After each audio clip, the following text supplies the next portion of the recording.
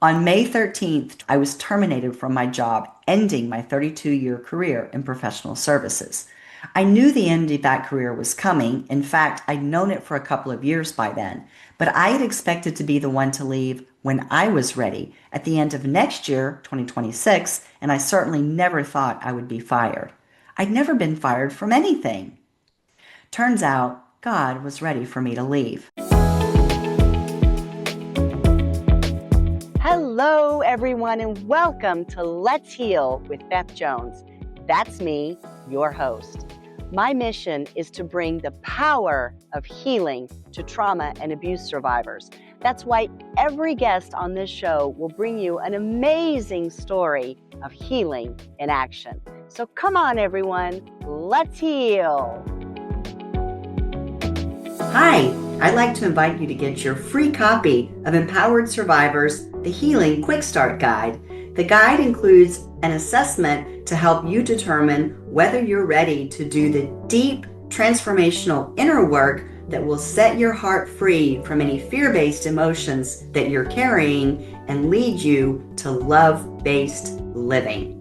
Download your copy of the guide at empoweredsurvivors.com/heal. Hello, everyone, and welcome to today's episode of Let's Heal with Beth Jones. Of course, that is me, your host, and you are in for a treat today. That's because I'm also your guest. I'm going to be reading a story to you about something that I have lived through for the last 18 months since March of 2024. It's been an amazingly profound journey, and I'm super excited to share it with you. This is August when I'm recording it, and this is my 30th episode of this show. How exciting is that to be sharing my very own story related to having this show on this 30th episode? All right, I hope you're going to enjoy what I have to tell you. Let's get going. Oh, I am reading to you, so bear with me. My year of living life foretold when astrology predicted everything. Nearly a decade of working with my astrologer, Phyllis Mitz, I thought I understood how accurate astrology could be when you do the work, reflecting in the moment, looking back at patterns, and building rapport with your astrologer as you explore the deeper meanings together. But the reading I had on March 15th, 2024 was different. Maybe it was because I was at such a pivotal point in my healing journey, or perhaps it was the sheer power of the transits themselves. But what Phyllis told me that day became a prophecy that would unfold through the second quarter of 2025 with breathtaking precision.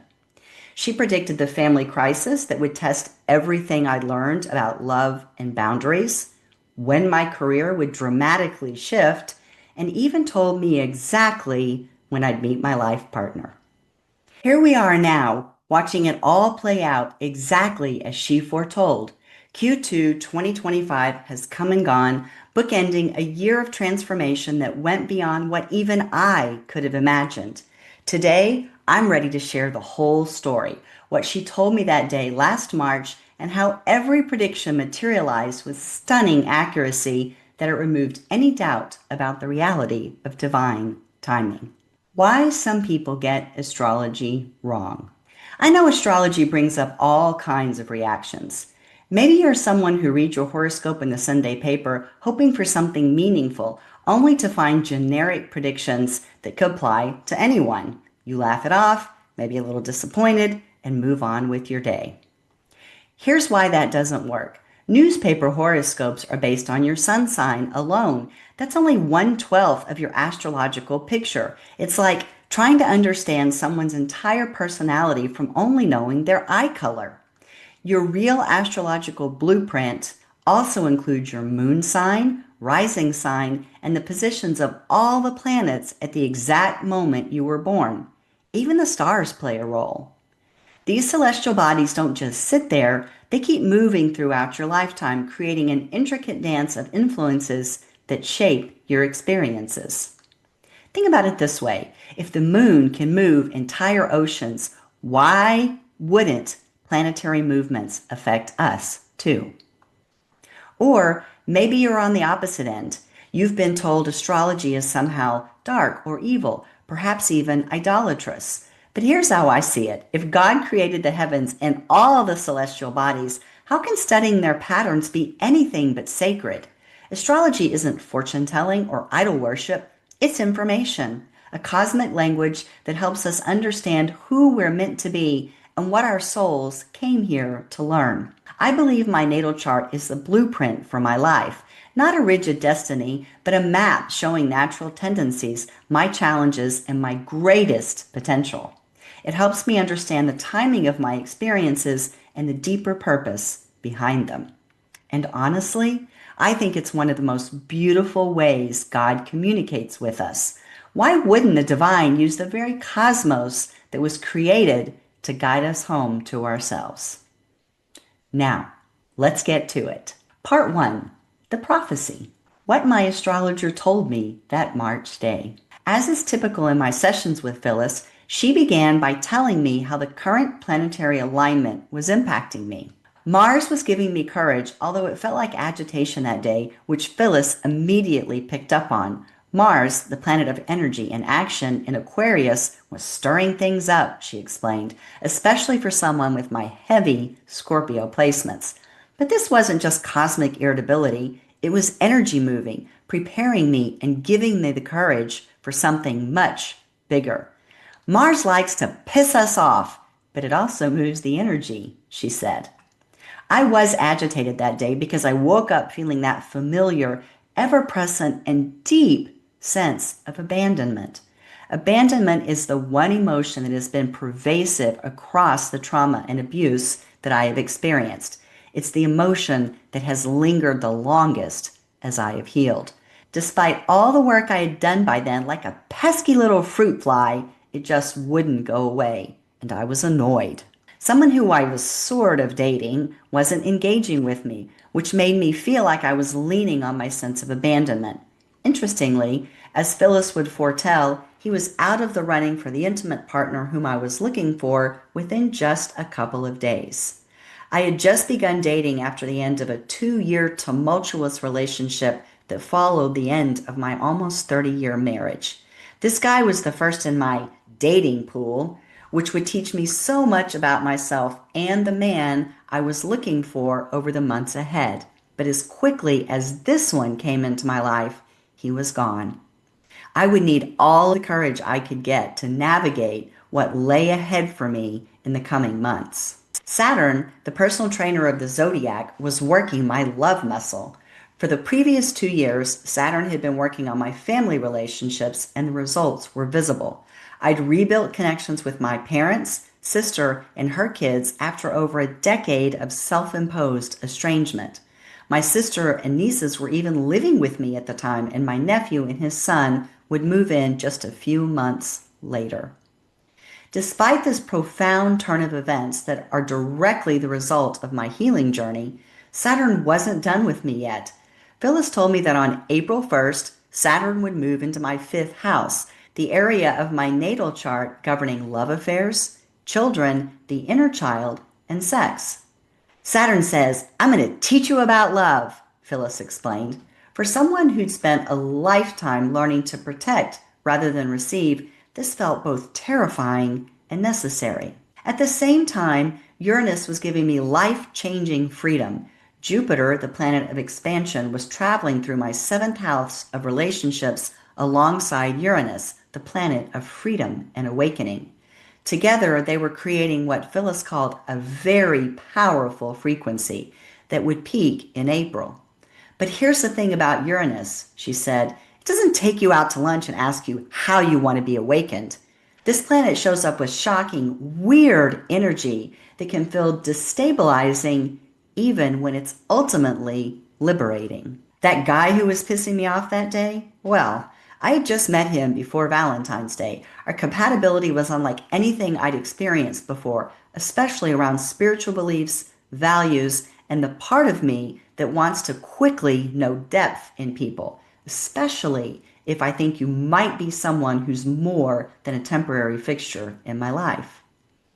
But with Uranus involved, Phyllis warned me to be cautious about making it stable too quickly.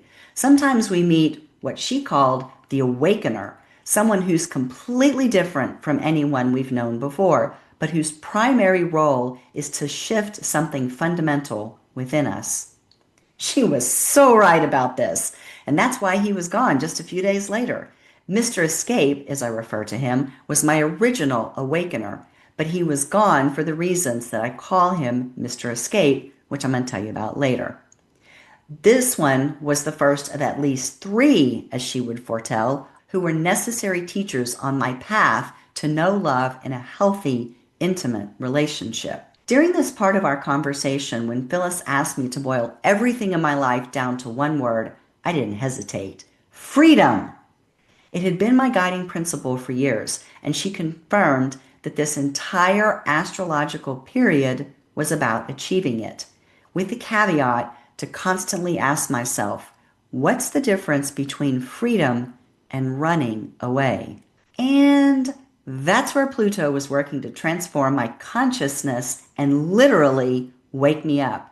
This was the most significant transit happening for me. Pluto squaring my sun, an aspect that occurs maybe once in a lifetime, if at all. Lucky me to experience it. The square was happening from my third house, communication and understanding, to my 12th house, the unconscious, meaning I was literally learning to find words for experiences I'd kept buried.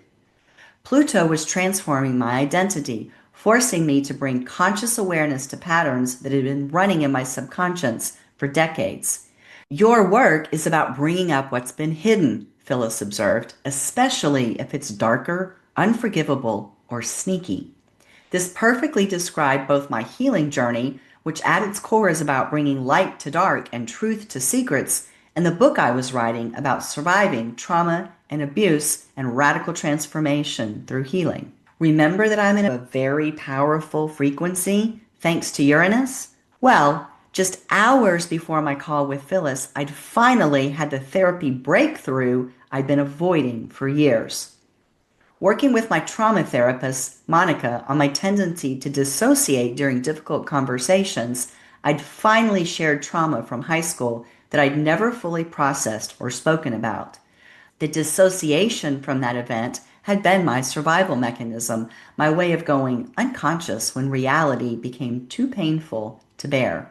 Phyllis helped me understand more about this through my natal chart. My Sun and Mercury were conjunct in my 12th house, the house of the unconscious, often called the house of the black sheep or the abused child. This placement gave me vast compassion and spiritual development, but it also meant I'd learned early to go unconscious as protection. You could have knocked me over with a feather when she said go unconscious and explained to me the significance of what was happening in my 12th house. My healing journey began with the unlocking of my unconscious mind through a hypnotherapy session, which brought my reality of being a survivor of trauma and abuse into my conscious awareness. And just that day, I had said for the first time the words that released one of the final significant childhood abuses that I experienced. How profound! We talked extensively about family patterns, how my father had tried to protect me from the sexual abuse that was generationally present in our family, but in doing so had created an environment where sex was so taboo that I couldn't seek help when I needed it most, including when I was in high school. I had experienced that trauma completely alone because there was no one whom I could tell.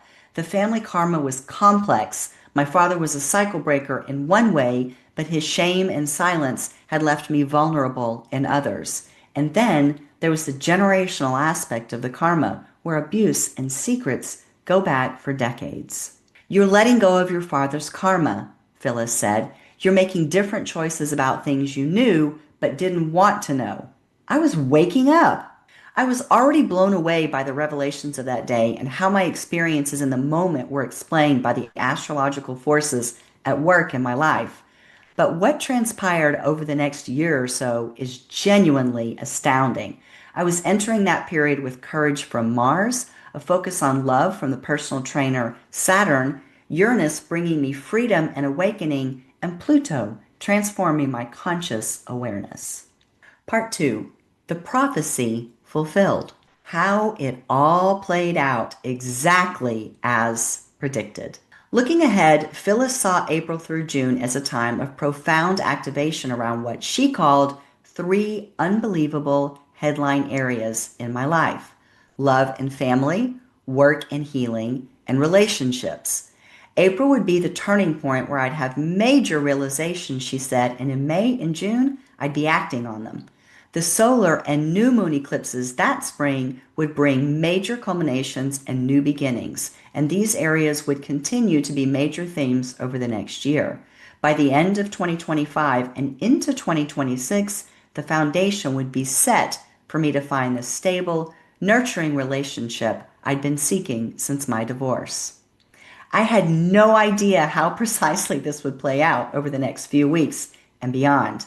Hold on to your boots. This is where the story gets really interesting. I'm going to tell you precisely what she said and then how it showed up in my life. The three headline areas. 1. Love and family. Learning tough love.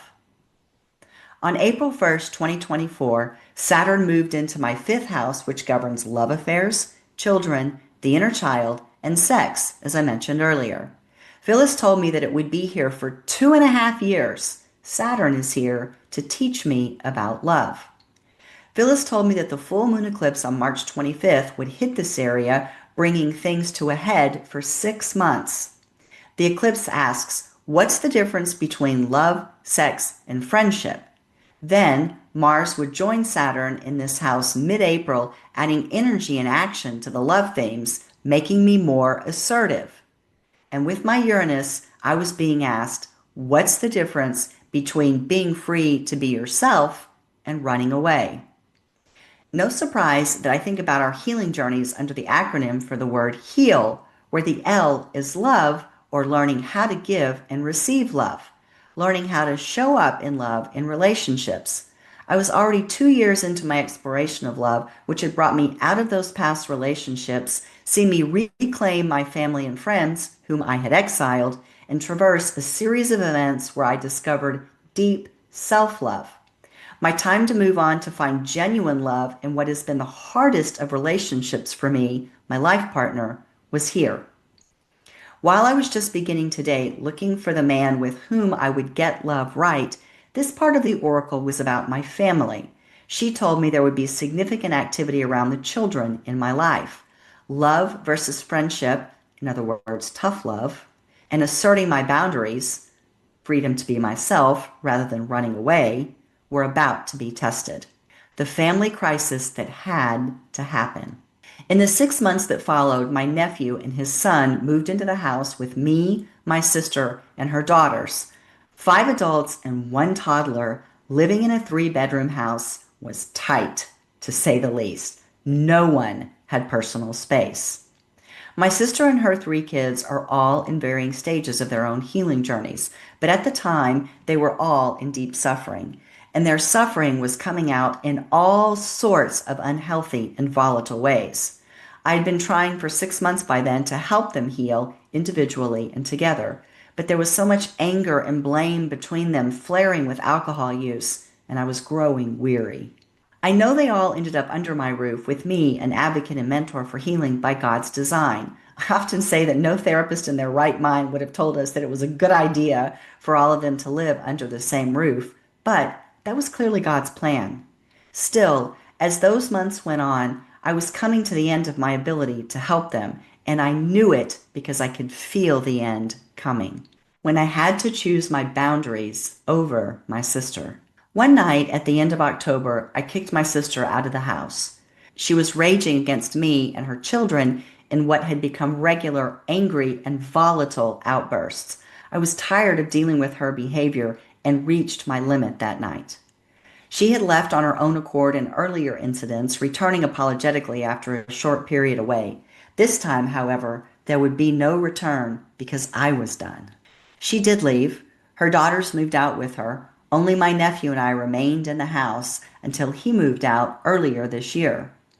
It's my love for my sister and her kids and my evolving understanding of what it means to love people who are suffering because they are unhealed survivors that caused me to want to help them. Plus, being the family generational curse breaker is part of my work in this lifetime. If I'm meant to serve as the healing mentor, I should be able to serve my family first and foremost, right? Yes, but their entanglement in the family that carries the generational curse means that they have a lot to heal and unwind.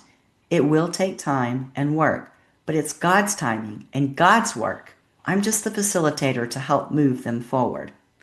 Tough love, stemming from my own need to protect my boundaries, has brought us to where we are today in August 2025.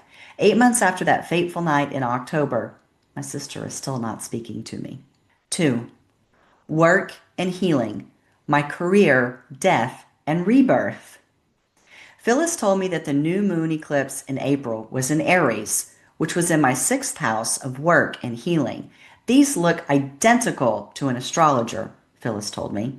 For me, they are reflections of each other. My work mirrors my healing, and I am no longer able to separate them. Phyllis told me I would be forging new territory and doing something that I was not used to. Instead, it would be very new, uncharted, let's just do it energy. It would begin, she said, with potential Martian action, ruffled feathers, with coworkers. The approach will be Aries style, ballsy, let's do it. I finished the manuscript for my solo book, Becoming an Empowered Survivor, which is available on Amazon, on March 31st, 2024. About a month later, I would get feedback from my editor that the part of my story about being traumatized in high school would benefit from more depth and color. That would not have been possible without the cathartic healing with my trauma therapist that took place earlier on the same day that I had my astrology reading with Phyllis. I published my book, a bestseller, in October 2024, and in January 2025, I launched this podcast, Let's Heal with Beth Jones. Both are Martian projects, as they are firsts for me, and both I have executed without hesitation despite having no idea what I was doing, drawing on that let's just do it energy. The day I got fired after 32 years. The strangest event that Phyllis foretold me that day is about my sudden career change. My time had come to get to the real work I'd been preparing to do for more than 50 years, to serve other survivors of trauma and abuse as they, too, heal. Writing the book was about wrapping my arms around my story, telling it with authority, and establishing the platform for my work today. It was like God pushed me, the fledgling, out of the nest to take flight, from executive to healing mentor.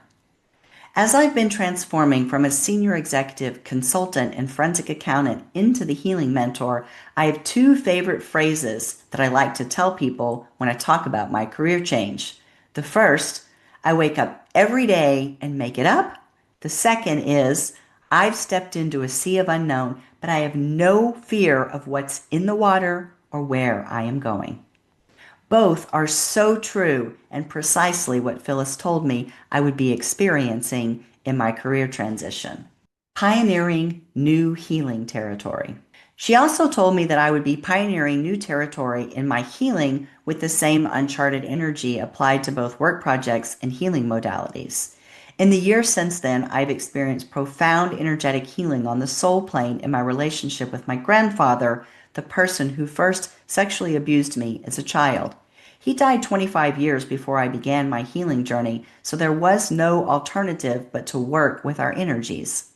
I have done this aided by modalities such as deep visualization induced by trauma therapy and brain spotting, Reiki, and my ability to put myself into an EMDR-like processing state when I move in a cadence. You can hear this story in detail on episode 13, Reframing the Hardest Parts of this podcast. More recently, I've been working with a chiropractic specialization called Network Spinal to keep the energy flow of my nervous system operating at optimum levels. And very recently, I began family constellations work, which I believe is going to help me heal the energy of our family's generational trauma, at least for me. I'm already seeing results of my work in the energy of my parents' separate healing journeys, showing up as a softening of my feelings towards them. Situational anger and frustration is giving way to acceptance and grace, the last step in my healing process right before I'm able to let go of the pain and suffering that someone has caused me. Hello, healing, and my radical personal and professional transformation. 3. Love and relationships, the Awakener Trail. The difference between sex, love, and friendship, and the difference between being free to be yourself and running away, as Phyllis told me, were also happening in my search for my life partner. By March 2024, I had been through almost 4 years of tough lessons in this area of my life. I'd exited my long marriage, endured the next serious relationship, which I often describe as my remedial lesson on the thing I didn't learn through my marriage and divorce, self-love driven decision making, and, as I mentioned, I'd begun dating. Now, the planets were aligning in my favor to take me through an extraordinary journey of profound and rapid learning to get this kind of love right.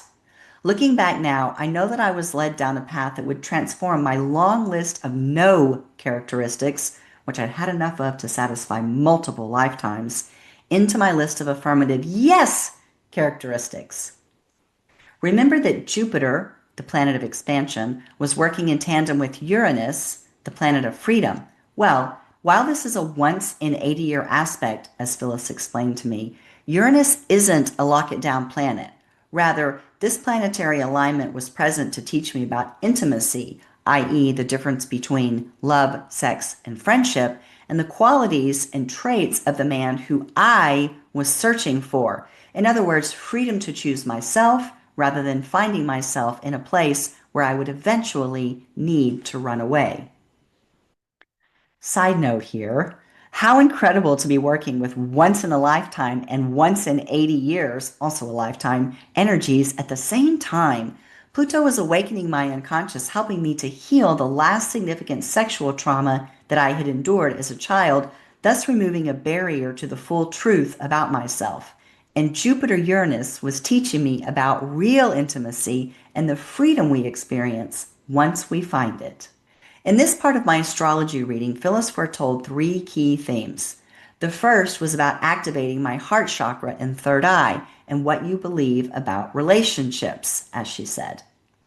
Google AI tells us that the heart chakra and third eye are interconnected, with the heart chakra being a center of love, compassion, and harmony, and the third eye being a gateway to higher consciousness and inner wisdom. When the heart chakra is balanced and open, it allows for deep connections with others and a sense of empathy.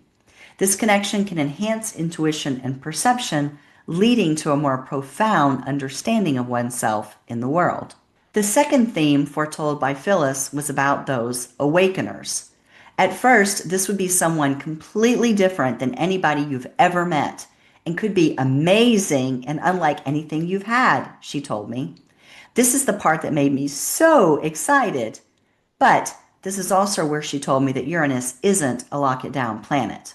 While this aspect would be active in April and May 2024, in late May, Jupiter would move into my 8th house, sex, intimacy, and shared resources, helping me to understand intimacy a little bit more, she said. In fact, 2 more people could show up. She was foretelling of 3 men who would wake me up to the man I was searching for, and there were 3, perhaps even 4, all of whom would teach me profound lessons into 2025 about intimacy. She foretold that, too, when she said the planets were saying, let's keep her exercising new kinds of decisions in relationships through May of 2025. Mr. Escape, the lesson in not settling. The first awakener, the one I call Mr. Escape, wanted to escape the U.S. because he believed the challenges of living in any country were less than those in the U.S. Like any change we make, my experience tells me the challenges are different, not less, and my desire at this time in life is to live in the U.S. This incompatibility meant he was not the man I was looking for. The lesson for me was about my high degree of adaptability and that I should not be adapting my life to fit someone else's, especially if I am rationalizing, which I had done a lot of in my past. I've lived and worked for more than half my life outside of the US, but I don't want to do that now or in the future. Had I said yes to this man, I would have settled because, given my upbringing, settling would have been very easy. He also taught me about the importance of depth in spiritual intimacy, where our beliefs are fully aligned, and I am free to be who I am and discuss my beliefs and experiences without fear of judgment or rejection. Today, I am fully me all the time, and if you don't like it, well, Mr. Cloak, when meditation becomes avoidance. The next one I call Mr. Cloak because he hid long-held anger and jealousy under a cloak of Buddhist practices, where he would go into long periods of meditation, hours at a time, to calm his mind. His escape into meditation when we had an elevated discussion pressed upon my feelings of abandonment, and I could tell he still had a lot of healing to do from the effects of past relationships. Anger, jealousy, and abandonment are all at the top of my no list. Mr. Cloak is also where learning about my adaptability took a giant leap forward. I am free to choose a life I want, not adapt just because I can. Again, this is another exercise based on my prior experience. He lives in the country on a small 5-acre tract of wooded land not too far from where my ex-husband and I had ranch property that we lived on for about 20 years. Mr. Cloak's place is exactly what I would buy if I were in the market for that life again, except that I'm not. He also advanced my understanding of energetic and soul plane healing, even helping me with some necessary healing with my family. I know he was sent to help me with my work as the family curse breaker.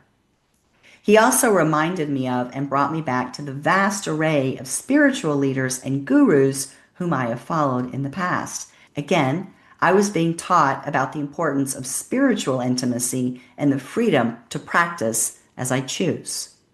The teacher, my masterclass on the 4 levels of intimacy. Then came the one who I refer to as the teacher because not only did he teach me some profound lessons, but he's also a retired teacher and coach. He taught me valuable lessons about the characteristics that top my yes list, including the importance of having someone who understands the impact of their work and that making a difference in people's lives through service is just as crucial as the income they earn. He also taught me the value of a man who has their ego fully in check. Turns out that's very difficult for a man when you examine all the places in which ego shows up. The ego that wants to control over me is also at the top of my no list. Most important, though, is his understanding of and living by the order in which intimacy should build in a long-term healthy relationship: mental, spiritual, emotional, and then physical. We connected so well through most of this path, mentally, spiritually, and emotionally, but the physical part was challenging for me. I discovered how important a simple thing like holding my hand is to my emotional well-being. I had been starved for touch, my primary love language, for most of my life, and I became hyper alert to this void as dating continued my deeper inner work to know who I am and what I need to be a whole person. An inability to speak to me in my love language was another no, and the opposite of that became something I was looking for. Alas, the teacher is a nomad, living full-time in a van, happiest when he's camped in nature. While nature is soul-nourishing for me, and I saw some of the most beautiful parts of Texas while camping with him, that wasn't going to be enough for me. My life has so much more to it. And while there were enough yeses about him that I could have figured out how to adapt our lives together, I think he knew that wasn't fair to either of us. So he left. Mr. False Pretenses. The block I didn't know I had. The story about the 4th man is super cool and one of my favorite parts of this story. Phyllis told me about a block that I would need to deal with. Uranus stays in your 7th house for another full year after Jupiter leaves, she told me, working to liberate any restrictions or inhibitions, withholds that you have. That day in March 2024, Phyllis told me that the presence of Jupiter is a marriage aspect, which excited me, but I was, as I mentioned earlier, disappointed to know that I was going to have to take this part of my journey for a while. She was adamant that the most likely time for a stable, nurturing relationship would be the end of Q1 and Q2 of 2025, when Saturn would trine my Venus. She described the upcoming aspect as beautiful and said it would be a much easier energy. This is where Mr. False Pretenses entered the picture. I call him that because not a single fact in his online dating profile was truthful. Not his name, not the picture, not where he was from, nor where he was living. Of course, I didn't know all of that until later. Honestly, the profile was so limited, I couldn't tell anything about him. Still, I bit on something that he said about one of my profile pictures. I don't remember what that was, and it's not essential to this story. The important part is that I bit. I took the bite because this was my journey. Now, before I share what he taught me, I need to tell you about another prophetic message I was given the night before I met him in person. I had a tarot card reading where I was told essentially the same thing about liberating a block that Phyllis had told me months earlier. In fact, block was the exact word the reader said to me. I was angry at this message because, as I said to God in exasperation, I've already cleared so many blocks, recalling my healing journey. What else could there possibly be? Well, it was a massive block that subconsciously had my eyes closed to the man whom God was sending to be my life partner. The block was skin color. Mr. False Pretenses was a black man, a detail I discovered during our text exchange to arrange our first meeting. That detail did not faze me, but he was the first black man I spent time with while dating. Ethnicity was not a trait that I specified in any of my dating profiles. Now that I've looked back over my journey, there were many profiles of men of color that passed through, some of which interested me. But with each, I would linger and consider them for a moment, and then I would hear myself saying over and over again, not dealing with that. Mr. False Pretense was here to uncover why this had been my subconscious reaction that caused me to swipe them all away. During our brief encounter, Mr. False Pretenses asked me whether I had dated a black man before. I answered the question truthfully, no, to which he said, I don't want to be a white girl's first experiment. What? Huh? What did that mean? I had no idea, but the comment stopped me dead in my tracks. Am I prejudiced, or worse, racist? I asked myself, full of disbelief. The potential answer frightened me, and I was a little disgusted with myself for even having these thoughts. The answer is no. I am not prejudiced or racist. Instead, I was protecting myself from my father. When I was a sophomore in high school, I had an encounter with my father where I became aware for the first time that skin color matters to some people. By that time, I had lived for more than 10 years, 2/3 of my life, in countries where almost everyone's skin color was something other than white, countries like Singapore and Indonesia. I hadn't spent enough time in the U.S., nor had I learned enough about U.S. history to know that there is a color divide, and for some people, it's a divide that you don't cross. That was my father's viewpoint. He made this very clear during that encounter. I spent my entire childhood learning how to avoid behavior that provoked adverse reactions from my father, reactions that I never wanted to experience again. I got really good at repressing emotions, needs, and desires. That's what happened. I repressed the notion of having anything other than a platonic relationship with a man of color because I did not want to suffer the consequences of my father's reaction. It took Mr. False Pretense's challenge to do the excavation work to determine why I was swiping away all those potential suitors. Once I understood my block and brought light to the darkness of this truth, I had a moment of ecstatic exclamation when I discovered that the candidate pool just got a whole lot bigger. And at the right moment, I might add, because I was growing weary of the existing and thinning candidate pool. I had been subconsciously excluding a huge population simply because I did not want to deal with my father and his archaic viewpoint. Finding my person for Christmas. That tarot card reading and my very short time with Mr. False Pretenses happened in early December. My moment of excitement about discovering the size of the candidate pool occurred in mid-December, which changed my entire approach to dating, although it was about to come to an end. I pushed that inner voice out of my mind and carefully considered every profile that came my way for about 10 days. Then, on December 23rd, I found my person. Poetic, right? A Christmas gift. By March, that's Q1 2025, I knew that I would marry him. In May, Q2 2025, we bought a home together. We are locking it down, as Phyllis said. And as you might have guessed by now, he is a black man. He is also the man who checks every quality that makes up my list of yeses, which I had finished only a few weeks earlier around Thanksgiving. Ultimately, this part of my journey was about moving me from only being able to give you a long list of no's on qualities I did not want, all from my painful prior experiences, to writing in my journal the affirmative list of qualities.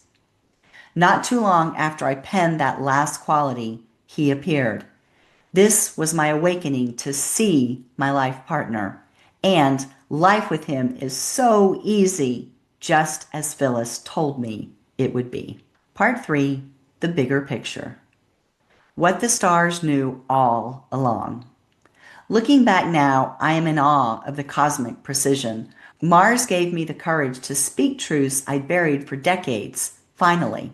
Saturn put me through an intense year-long masterclass in love, teaching me not just how to receive it, but how to show up authentically in relationships. Pluto cracked open my unconscious mind, proving I was strong enough to face what I'd been hiding from. And Uranus? Uranus showed me the difference between running away and running toward freedom, toward love, toward exactly who I was always meant to be.